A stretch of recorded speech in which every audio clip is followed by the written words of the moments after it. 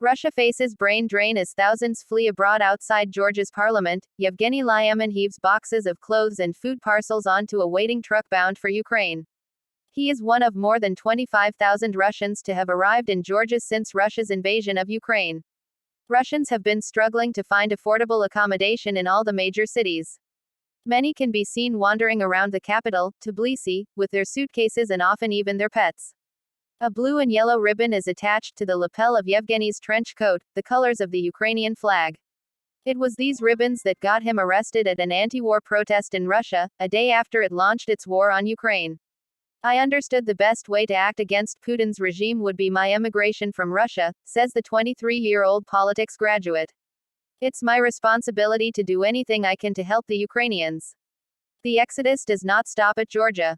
The EU, US, UK and Canada have closed their airspace to Russian flights, so they are heading for countries where flights are still permitted and where visas are not required, such as Turkey, Central Asia and the South Caucasus. Many have fled to Armenia.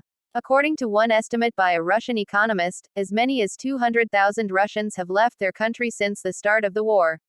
Belarusians are on the move too, fleeing repression and the Western sanctions imposed on authoritarian leader Alexander Lukashenko's government for collaborating with Russia's Vladimir Putin.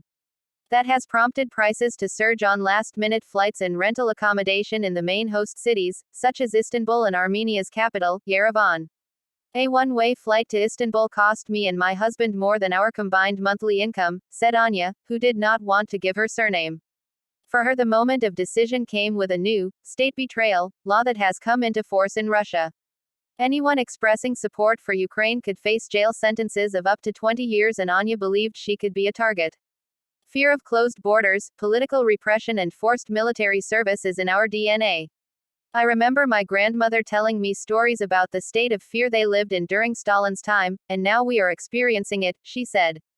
Many of the new emigres are tech industry professionals who can work remotely.